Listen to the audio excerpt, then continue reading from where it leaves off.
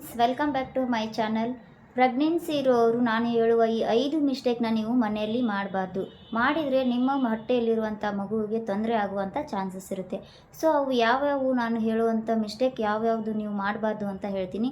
ವಿಡಿಯೋನ ಪೂರ್ತಿಯಾಗಿ ನೋಡಿ. ಹಾಗೆ ನನ್ನ ಚಾನಲ್ನ ಸಬ್ಸ್ಕ್ರೈಬ್ ಮಾಡ್ಕೊಂಡಿಲ್ಲ ಅಂದರೆ ಸಬ್ಸ್ಕ್ರೈಬ್ ಮಾಡಿಕೊಂಡು ಹಾಗೆ ನನ್ನ ಚಾನಲ್ನ ಪೂರ್ತಿಯಾಗಿ ನೋಡ್ತಾ ಬನ್ನಿ. ಅಂದರೆ ನಿಮಗೆ ಎಲ್ಲನೂ ಗೊತ್ತಾಗುತ್ತೆ ಏನೇನು ಮಿಸ್ಟೇಕ್ ಮಾಡಬಾರ್ದು, ಮಿಸ್ಟೇಕ್ ಮಾಡಬೇಕು ಅಂತ. ತುಂಬ ಜನ ಇಗ್ನೋರ್ ಮಾಡ್ತಿರ್ತಾರೆ. ಇದು ಹೋಗಲಿ ಬಿಡು, ಅಯ್ಯೋ ಅದು ಏನೋ ಒಂದು ಕಾಲು ನೋವ್ತಾ ಇದೆ, ಹೋಗಲಿ ಬಿಡು ಅಂತ ಬಿಟ್ಬಿಡ್ತಾರೆ. ಸೊ ಯಾವುದನ್ನು ಪ್ರೆಗ್ನೆಂಟ್ ಇರುವಾಗ ಯಾವುದೇ ಒಂದು ಸಿಮ್ಟಮ್ಸನ್ನು ನೀವು ಇಗ್ನೋರ್ ಮಾಡಬಾರ್ದು. ಸೊ ಹಾಗೆ ಏನೇನು ಮಿಸ್ಟೇಕ್ ಎಲ್ಲ ಏನೇನು ಮಾಡಬಾರ್ದು, ಏನೇನು ತಪ್ಪುಗಳನ್ನು ಮಾಡಬಾರ್ದು ಪ್ರೆಗ್ನೆನ್ಸಿಯಲ್ಲಿ ಅಂತ ಹೇಳ್ತೀನಿ. ವಿಡಿಯೋನ ಪೂರ್ತಿಯಾಗಿ ನೋಡಿ, ಓಕೆನಾ. ಮೊದಲನೇದಾಗಿ ಬಂದ್ಬಿಟ್ಟು ಏನು ಅಂತಂದರೆ, ಜಿಮ್ಮಿಗೆ ಹೋಗೋದು, ಹೆವಿ ಲಿಫ್ಟಿಂಗ್ ಮಾಡೋದು. ಇತ್ತಿತ್ತಲಾಗೆ ಈ ಕಡೆ ಒಂದು ಸ್ವಲ್ಪ ಪ್ಯಾಷನ್ ಆಗಿಬಿಟ್ಟಿದೆ. ಜಿಮ್ಮಿಗೆ ಪ್ರೆಗ್ನೆಂಟ್ ಇರೋರು ಕೂಡ ಜಿಮ್ಗೆ ಹೋಗ್ತಾ ಇದ್ದಾರೆ. ಸೊ ಆ ಥರ ಮಾಡಬಾರ್ದು, ನಿಮಗೆ ಅಬಾರ್ಷನ್ ಆಗುವಂಥ ಚಾನ್ಸಸ್ ಇರುತ್ತೆ. ಜಿಮ್ಮಿಗೆ ಹೋಗಬಾರ್ದು, ಹೆವಿ ಲಿಫ್ಟಿಂಗ್ ಮಾಡಬಾರ್ದು. ಸೊ ಪೂರ್ತಿಯಾಗಿ ರೆಸ್ಟು ಮಾಡಬಾರ್ದು. ಪೂರ್ತಿಯಾಗಿ ನಾವು ಹೆವಿ ಲಿಫ್ಟಿಂಗು ಆ ಥರ ಜಾಸ್ತಿ ಕೆಲಸನೂ ಮಾಡಬಾರ್ದು. ರೆಸ್ಟಲ್ಲಿರೋದು ಬೆಸ್ಟ್ ಅಂತ ಹೇಳ್ತೀನಿ. ಇದು ಒಂದು ಮೇನಾಗಿ ಮಿಸ್ಟೇಕ್ ಬಂದುಬಿಟ್ಟು, ಜಾಸ್ತಿ ಹೆವಿ ಎಕ್ಸಸೈಸ್ನ ಮಾಡೋಕ್ಕೆ ಹೋಗ್ಬಿಡಿ. ಯಾರೋ ಪ್ರೆಗ್ನೆನ್ಸಿಯಲ್ಲಿ ಎಕ್ಸಸೈಸ್ ಮಾಡಬೇಕು ಅಂತ ಹೇಳಿರ್ತಾರೆ, ಆದರೆ ನಿಮ್ಮ ಕಂಡೀಷನ್ನ ನೋಡಿಕೊಂಡು ನೀವು ಎಕ್ಸಸೈಸ್ನ ಮಾಡಿ ಅಂತ ಹೇಳ್ತೀನಿ. ಇದೊಂದು ನೀವು ಮೈಂಡಲ್ಲಿ ಇಟ್ಕೊಳ್ಳಿ.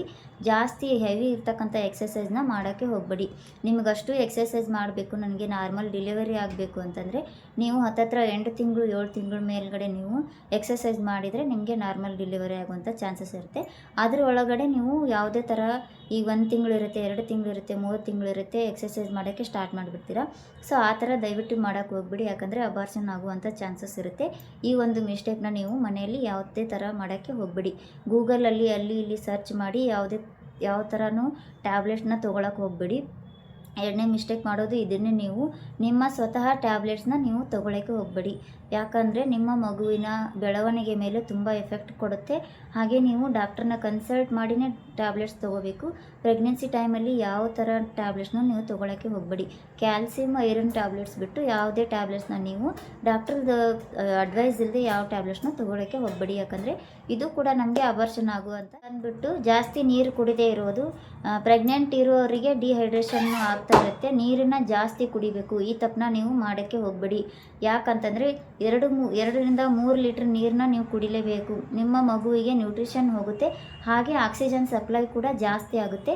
ನೀರು ನೀವು ಜಾಸ್ತಿ ಎಷ್ಟು ಕುಡಿತೀರೋ ಅಷ್ಟು ನಿಮ್ಮ ಮಗುವಿಗೆ ಆಕ್ಸಿಜನ್ ಸಪ್ಲೈ ಆಗುತ್ತೆ. ಮಗು ಒಳಗಡೆ ಹೊಟ್ಟೆಯಲ್ಲಿ ಕಂಫರ್ಟ್ ಆಗಿರೋದಕ್ಕೆ ನೀವು ನೀರನ್ನ ಜಾಸ್ತಿ ಕುಡಿಲೇಬೇಕು. ಹಾಗೆ ನಿಮ್ಮ ಬಾಡಿನೂ ಡಿಹೈಡ್ರೇಷನ್ ಆಗೋದಿಲ್ಲ, ಸ್ಕಿನ್ನು ಮತ್ತು ಹೈಡ್ರೇಟ್ ಆಗೋದಿಲ್ಲ. ಸ್ಕಿನ್ ಇಚ್ಚಿಂಗ್ ಬರೋದಕ್ಕೆ ಕಾರಣನೇ ನೀವು ನೀರು ಜಾಸ್ತಿ ಕುಡಿದೇ ಇರೋ ಕಾರಣಕ್ಕೇ ನಿಮ್ಮ ಸ್ಕಿನ್ ಇಚ್ಚಿಂಗ್ ಆಗ್ತಾ ಇರುತ್ತೆ ಪ್ರೆಗ್ನೆನ್ಸಿ ಟೈಮಲ್ಲಿ. ಸೊ ಇದೊಂದು ಮಿಸ್ಟೇಕ್ನ ನೀವು ಮಾಡಬೇಡಿ. ಮನೆಯಲ್ಲಿ ನೀರನ್ನು ಜಾಸ್ತಿ ಕುಡೀರಿ. ನೀರು ಕುಡಿದೇ ಇದ್ದರೆ ಹೇಳಿದ್ನಲ್ಲ, ಮಗುವಿಗೆ ಆಕ್ಸಿಜನ್ ಸಪ್ಲೈ ಆಗೋದಿಲ್ಲ. ಅದೇ ರೀತಿ ಇಲ್ಲಿರ್ತಕ್ಕಂಥ ನ್ಯೂಟ್ರಿಯೆಂಟ್ಸ್ ನಿಮ್ಮ ಮಗುವಿಗೂ ಹೋಗೋದಿಲ್ಲ. ಇದೊಂದು ನೀವು ಮಿಸ್ಟೇಕ್ನ ಮಾಡಬಾರ್ದು. ಏನು ಅಂತಂದರೆ, ಜಾಸ್ತಿ ರೆಸ್ಟಲ್ಲಿರೋದು. ಅಂದರೆ ಇದು ಪ್ರೆಗ್ನೆನ್ಸಿ ಅಂತಂದರೆ ಇದು ಒಂದು ಅದ್ಭುತ ಜರ್ನಿ ಆಗಿರುತ್ತೆ. ಇದು ಯಾವುದೇ ಥರ ರೋಗ ಅಲ್ಲ. ನಮಗೆ ಪ್ರೆಗ್ನೆಂಟ್ ಆಗಿಬಿಟ್ಟೆ ನಾನು ಅಂತ ಬೆಡ್ ಬಿಟ್ಟೆ ಹೇಳೋದಿಲ್ಲ ಕೆಲವೊಂದಿಷ್ಟು ಜನ. ಎಲ್ಲ ಮಾಡೋಕ್ಕೆ ಹೋಗಬೇಡಿ.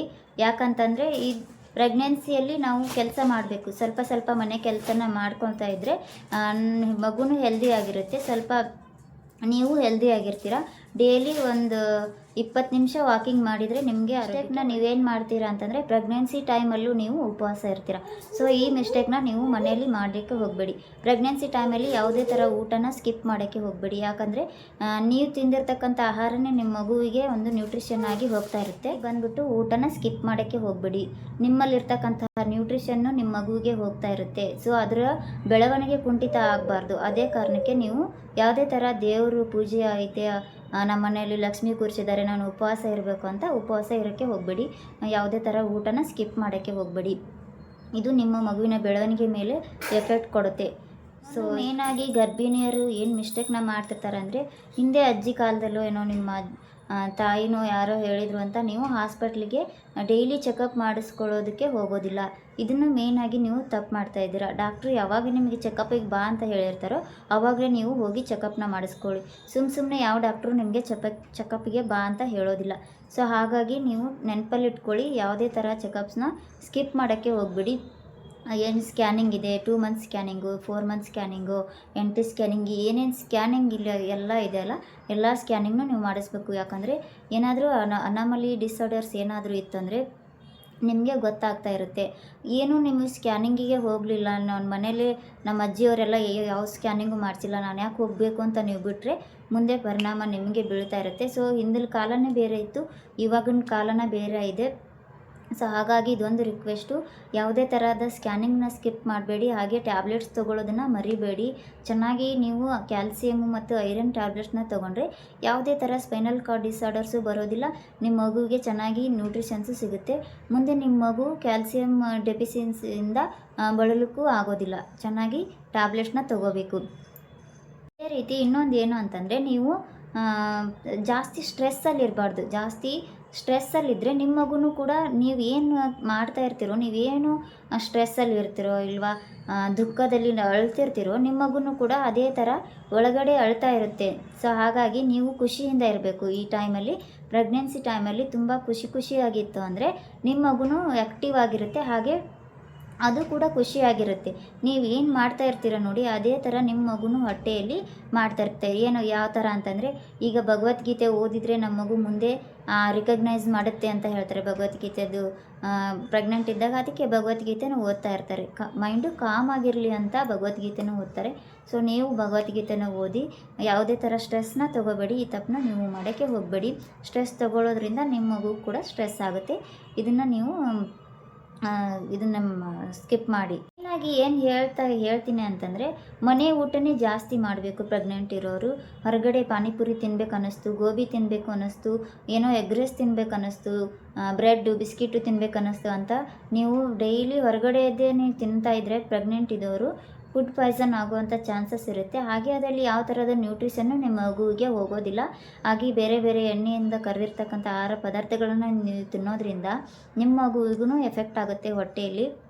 ಸೊ ಹಾಗಾಗಿ ಮನೆಯಲ್ಲಿ ಆದಷ್ಟು ತರಕಾರಿ, ಫ್ರೆಶ್ ಆಗಿರ್ತಕ್ಕಂಥ ತರಕಾರಿ ತಿನ್ನಿ, ಡ್ರೈ ಫ್ರೂಟ್ಸ್ನ ತಿನ್ನಿ, ಹಾಗೆ ಈ ವೆಜಿಟೇಬಲ್ಸ್ನ ತಿನ್ನಿ, ಹಸಿ ತರಕಾರಿಗಳನ್ನು ತಿನ್ನಿ, ಮತ್ತು ಸೊಪ್ಪಿನ ಪಲ್ಯ ಜಾಸ್ತಿ ತಿಂತಾ ಬಂದರೆ ನಿಮ್ಮ ಮಗುವಿನ ಬ್ರೈನ್ ಕೂಡ ಡೆವಲಪ್ಮೆಂಟ್ ಆಗುತ್ತೆ. ತುಂಬ ಅಂದರೆ ತುಂಬ ಹೊರಗಡೆ ಪದಾರ್ಥಗಳನ್ನು ಅವಾಯ್ಡ್ ಮಾಡಲೇಬೇಕು. ಹಾಗೆ ಇನ್ನೊಂದು ಏನು ಅವಾಯ್ಡ್ ಮಾಡಬೇಕು, ಏನು ತಪ್ಪು ಮಾಡ್ತೀರಾ ಅಂದರೆ, ಕೋಲ್ಡ್ ಡ್ರಿಂಕ್ಸ್ನ ಕುಡಿಬಾರ್ದು. ಕೋಲ್ಡ್ ಡ್ರಿಂಕ್ಸ್ನ ಕುಡಿದ್ರೂ ನಿಮ್ಮ ಮಗುವಿಗೆ ಎಫೆಕ್ಟ್ ಆಗುತ್ತೆ. ಇವನ್ನೆಲ್ಲ ಬಿಟ್ಬಿಟ್ಟು ಮನೆಯಲ್ಲಿರ್ತಕ್ಕಂಥ ಊಟನೇ ಮಾಡಿದರೆ ನೀವು ನಿಮ್ಮ ಮಗುನ ಆರಾಮಾಗಿ ಇಟ್ಕೋಬೋದು. ಒಂದು ಏನು ಮಿಸ್ಟೇಕ್ ಮಾಡ್ತೀರಾ ಅಂತಂದರೆ, ನಮ್ಮ ಮನೆ ಮೇಲ್ಗಡೆ ಇದೆ, 2ನೇ ಫ್ಲೋರ್ ಇದೆ, 3ನೇ ಫ್ಲೋರ್ ಇದೆ ಅಂತ ಮೆಟ್ಲುಗಳನ್ನು ಜಾಸ್ತಿ ಹತ್ತೋದು ಇಳಿಯೋದು ಮಾಡಿದರೂ ಕೂಡ ನಿಮಗೆ ತೊಂದರೆ ಆಗುತ್ತೆ. ಒಂದು ಸ್ವಲ್ಪ ಎಲ್ಲರಿಗೂ ತೊಂದರೆ ಆಗೋದಿಲ್ಲ. ಕೆಲವೊಂದಿಷ್ಟು ಜನದಲ್ಲಿ ಸರ್ವೈಕಲ್ ಸ್ಟಿಚ್ಚನ್ನು ಹಾಕಿರ್ತಾರೆ, ಸ್ಟಿಚ್ ಹಾಕಿರ್ತಾರೆ, IVF ಮಾಡಿಸ್ಕೊಂಡಿರ್ತಾರೆ, IVI ಮಾಡಿಸ್ಕೊಂಡಿರ್ತಾರೆ. ಅಂಥವರು ಮೆಟ್ಲನ್ನ ಹತ್ತೋದು ಇಳಿಯೋದು ಜಾಸ್ತಿ ಮಾಡಿದರೆ ಅಬಾರ್ಷನ್ ಆಗುವಂಥ ಚಾನ್ಸಸ್ ಇರುತ್ತೆ. ಈ ತಪ್ಪನ್ನು ಕೂಡ ನೀವು ಮಾಡಲಿಕ್ಕೆ ಹೋಗಬೇಡಿ. ಜಾಸ್ತಿ ಮೇಲ್ಗಡೆ ಮನೆ ಇತ್ತು ಅಂದರೆ ಕೆಳಗಡೆ ಮನೆ ಆಲ್ಮೋಸ್ಟ್ ಕೆಳಗಡೆ ಇರೋದಕ್ಕೆ ಟ್ರೈ ಮಾಡಿ. ಇಲ್ಲ ಅಂತಂದರೆ ಅಬಾರ್ಷನ್ ಆಗುವಂಥ ಚಾನ್ಸಸ್. ಜನ ಬಂದುಬಿಟ್ಟು ಟ್ಯಾಬ್ಲೆಟ್ನ ಸ್ಕಿಪ್ ಮಾಡ್ತಾ ಇರ್ತೀರ. ಟ್ಯಾಬ್ಲೆಟ್ನ ಯಾವುದೇ ಥರ ಸ್ಕಿಪ್ ಮಾಡೋಕ್ಕೆ ಹೋಗಬೇಡಿ. ಕ್ಯಾಲ್ಸಿಯಮ್ಮು ಮತ್ತು ಐರನ್ ಟ್ಯಾಬ್ಲೆಟ್ಸು ನಮ್ಮ ಪ್ರೆಗ್ನೆನ್ಸಿಲಿ ಎಷ್ಟು ಮುಖ್ಯ ಅಂತಂದರೆ, ನಾವು ಇವಾಗ ಕ್ಯಾಲ್ಸಿಯಂ ಟ್ಯಾಬ್ಲೆಟು ಮತ್ತು ಐರನ್ ಟ್ಯಾಬ್ಲೆಟ್ಸ್ನ ತೊಗೊಂಡ್ರೆ ಮುಂದೆ ನಮ್ಮ ಮಗು 100 ವರ್ಷಕ್ಕೂ ಅವರಿಗೆ ಕ್ಯಾಲ್ಸಿಯಂ ಡೆಫಿಷಿಯನ್ಸಿ ಬರ್ತಾ ಇರೋ ಹಾಗೆ ಅದು ಕಾಪಾಡುತ್ತೆ. ಇವಾಗಲೂ ನಾವು ಪ್ರೆಗ್ನೆಂಟ್ ಇದ್ದಾಗ ತೊಗೋಬೇಕು. ಅದೇ ಥರ ಡೆಲಿವರಿ ಆದಮೇಲೂ ಕ್ಯಾಲ್ಸಿಯಮ್ಮು ಐರನ್ ಟ್ಯಾಬ್ಲೆಟ್ಸ್ನ ತೊಗೋಬೇಕು. ಇದರಿಂದ ನಮ್ಮ ಮಗುವಿಗೆ ಯಾವುದೇ ಥರದ ರೋಗಗಳು ಜಲ್ದಿ ಬರೋದಿಲ್ಲ. ಹಾಗೆ ನೆಗಡಿ ಕೆಮ್ಮು ಬಂತು ಅಂದರೂ ಕೂಡ ಜಲ್ದಿನೇ ಅದು ಕ್ಯೂರ್ ಆಗಿಬಿಡುತ್ತೆ. 1 ವಾರಕ್ಕೋ 2 ದಿನಕ್ಕೋ ಕ್ಯೂರ್ ಆಗಿಬಿಡುತ್ತೆ. ಸೊ ಯಾವುದೇ ಥರ ಅನೇಮಿಯಾ, ಬ್ಲಡ್ಡು ಕಡಿಮೆ ಇರೋದಾಗಲಿ ನಮಗೆ, ಮತ್ತು ವಿಟಮಿನ್ ಡಿ ಡೆಫಿಷಿಯನ್ಸಿ ಆಗಲಿ ಯಾವುದೂ ಕಾಡೋದಿಲ್ಲ.